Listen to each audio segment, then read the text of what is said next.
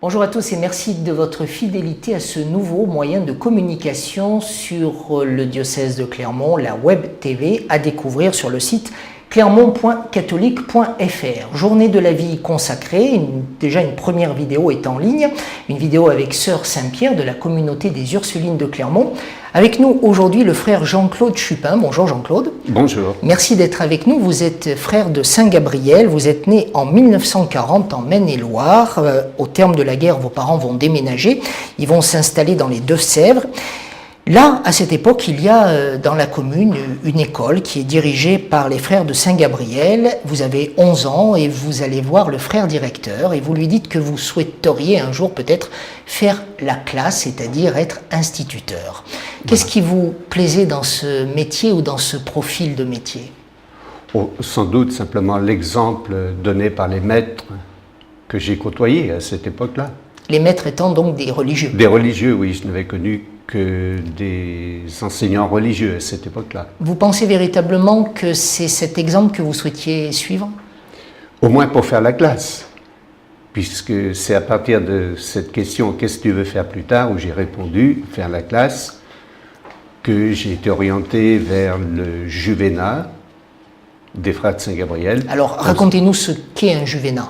Alors le juvénat, c'est l'équivalent du petit séminaire, si vous voulez, pour les prêtres. Il y avait d'ailleurs dans la commune un petit séminaire, aussi paradoxal que cela puisse paraître. Je suis parti chez les frères. Mais à cette époque, c'est uniquement faire la classe ou est-ce que déjà se profile en vous le désir d'être religieux et d'avoir un choix de vie différent? Je pense honnêtement qu'à cette époque-là, je n'avais pas tellement l'idée d'être religieux. Peut-être une vague idée d'imitation de ce que faisaient les frères, quoi. On dit que tout choix est lié à une rencontre. Pensez-vous, avec du recul, frère Jean-Claude, que cette rencontre avec le frère directeur de cette école vous a marqué pour toute votre vie?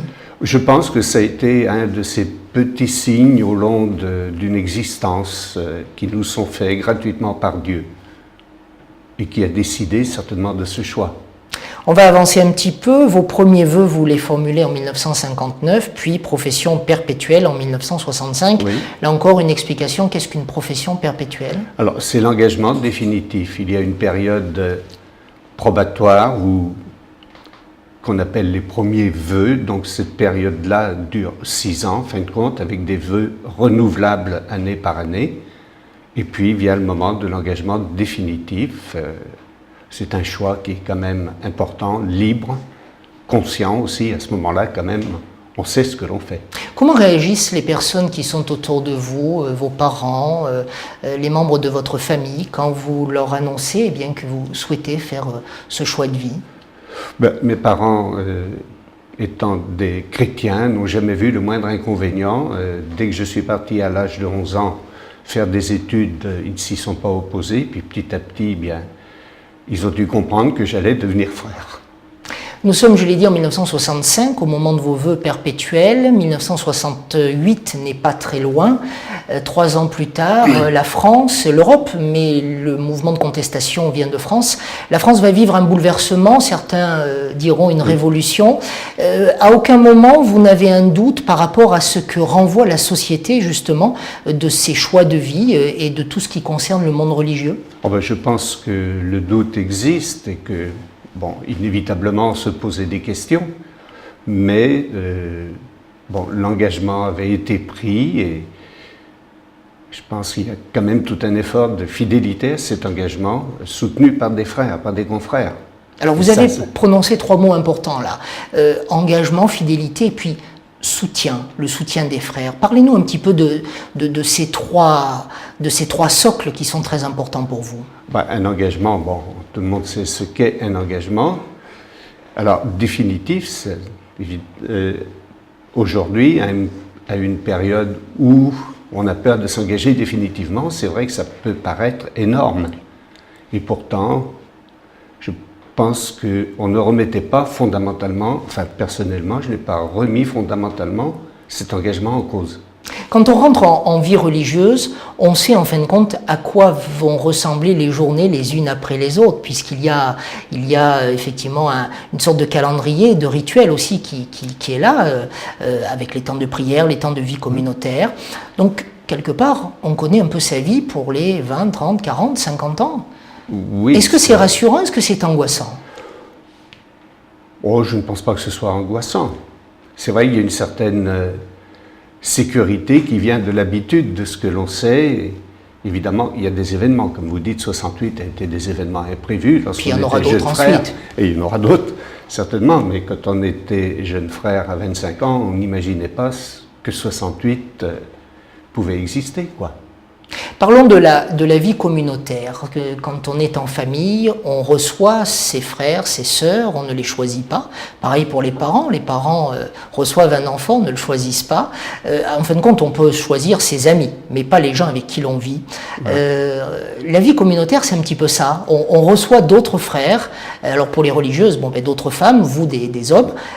Comment ça se passe? On ne se choisit pas, effectivement. Nous recevons une mission dans une communauté, et avec des gens que l'on connaît habituellement, plus ou moins, mais sachant qu'on va devoir vivre avec eux sans les avoir choisis. Et eux ne nous ont pas choisis non plus. À quoi ça ressemble une vie communautaire chez les frères de Saint-Gabriel? Aujourd'hui, vous êtes en communauté à Pont-Gibaud. À quoi ça ressemble, c'est-à-dire? Eh bien, au jour le jour, que partage-t-on? Est-ce qu'on prie ensemble, bien sûr? Oui, on déjeune, on dîne ensemble, mais que fait-on ensemble? Bon, nous sommes tous retraités à la communauté de Pont-Gibaud. Nous avons 2 temps forts de prière, le matin et le soir, en particulier que l'office du temps présent. Ensuite, c'est à chacun d'organiser sa vie personnelle de prière. Nous participons bien sûr à tout ce qui est prière de la vie de la communauté paroissiale. Mais étant retraités, nous avons beaucoup plus de liberté d'organisation personnelle, quoi. À propos de la vie paroissiale, le précédent pape, Jean-Paul II, lorsqu'il a voulu que le 2 février chaque année soit une journée pour la vie consacrée, avait eu cette très belle phrase. Il expliquait, il disait que la vie religieuse, la vie consacrée est un cadeau offert à toute communauté paroissiale. Comment vous, qui êtes membre de ce cadeau, recevez-vous cette phrase? Alors, c'est peut-être pas tellement à nous de dire que nous sommes des cadeaux, ce serait plutôt des paroissiens, mais je crois que les paroisses apprécient la présence d'une vie religieuse sur leur territoire, d'une vie communautaire. C'est exigeant pour nous parce que nous avons un témoignage à donner, le témoignage de la prière, le témoignage de la fraternité. C'est une autre forme de témoignage que celle des prêtres, celle des diacres? Je crois que c'est le témoignage auquel les chrétiens sont invités, je pense, le témoignage de la fraternité. Je crois que ça concerne tous les chrétiens. La vie de prière, avec des modes différents aussi. Frère Jean-Claude, je voudrais qu'on aborde, parce que le temps passe vite, je voudrais qu'on aborde 2 points importants de votre vie. Vous faites 3 vœux, vous, les religieux, les religieuses. Il y en a 2 peut-être sur lesquels on peut s'arrêter. Le vœu de chasteté et le vœu de pauvreté. Chasteté, tout le monde comprend. In fine, ça signifie aussi que quand on entre en vie religieuse, on n'aura pas d'enfant. Oui. Est-ce que ça, c'est quelque chose de douloureux à vivre? Pour moi, ça n'a pas été douloureux personnellement. Bon, il y a certainement des gens pour qui c'est douloureux. Bon, c'est un choix qui a été fait librement. On savait ce qui nous attendait. Vous êtes allé vers l'enseignement aussi peut-être pour aider autrement, à avoir des enfants autrement? Je ne sais pas, parce qu'à 11 ans, lorsque j'ai dit que je voulais être enseignant, je ne pensais pas du tout à la vie religieuse ni au célibat, c'est évident. Bon, je suis rentré dans une congrégation dont la vocation était l'éducation. Donc en contact, c'est vrai, avec des enfants, avec des jeunes. Les frères de Saint-Gabriel. Comment? Les frères de Saint-Gabriel. Et les frères de Saint-Gabriel, bien sûr. Concernant l'autre vœu, le vœu de pauvreté, alors là aussi, il ne faut peut-être pas prendre le mot pauvreté au premier degré. Vous n'êtes pas quelqu'un qui mendie. Vous n'êtes pas dans le besoin. Exactement. Expliquez-nous comment nous devons comprendre les uns les autres ce vœu de pauvreté. La pauvreté, je pense que c'est un dépouillement, j'allais dire, de ce qui est inutile, ne pas s'attacher à des choses futiles. La pauvreté entraîne aussi le sens du partage avec d'autres. Est-ce que vous pouvez nous donner un exemple très précis de ce partage? Vous m'avez confié hors antenne le partage de votre voiture au niveau de la communauté. Oui, la voiture, elle est au service de la communauté. par exemple. C'est-à-dire que vous avez une voiture pour tous les membres de la communauté. Bon, on a plusieurs voitures en communauté, mais elles sont au service de la communauté. Alors, qui a payé la voiture? Qui a payé les voitures? Ah bien, les voitures, ce sont les frères qui ont payé les voitures, mais pas avec notre argent personnel nécessairement, puisque nous avons une mise en commun aussi de ce que nous recevons. Mise en commun des moyens, donc la pauvreté, c'est ne pas s'attacher aux futilités matérielles de la vie. Je crois que nous sommes appelés à mener une vie simple, modeste, et c'est peut-être le témoignage de pauvreté que nous pouvons donner aux gens. Frère, vous avez une caméra devant vous, il y a des gens qui vont vous regarder, qui vont vous écouter, et qui vous auront découvert aujourd'hui, puis peut-être qui découvriront à travers cette vidéo et celle tournée avec la sœur Saint-Pierre de la communauté des Ursulines, bien qu'ils vont découvrir la vie religieuse. Qu'avez-vous envie de dire à ces gens qui peut-être vous regardent avec, allez, disons-le, avec sourire et peut-être parfois un peu avec moquerie? Ah, c'est possible. La vie religieuse, elle existe. Je crois que c'est bien aussi le but de ce 2 février, de cette année 2012, dédiée à la vie consacrée, pour la faire connaître et la rendre visible. Et j'ai envie de reprendre 2 expressions de Benoît XVI dans son homélie du 2 février. Nous sommes appelés à donner un témoignage lumineux et cohérent, par un engagement joyeux et actif. Je trouve que les expressions sont très belles.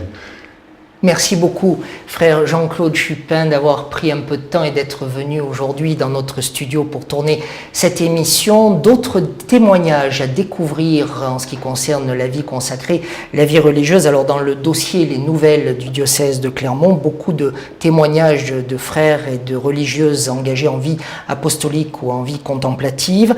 Un article long et très intéressant à découvrir sur la vie religieuse ici en région Auvergne ou en province d'Auvergne, article réalisé par sœur Saint-Bernard. Et puis il y a également, ça c'est à découvrir sur le site du diocèse de Clermont, puis d'autres témoignages audio cette fois, à découvrir, à entendre sur RCF, les fréquences habituelles et le site www.rcf.fr.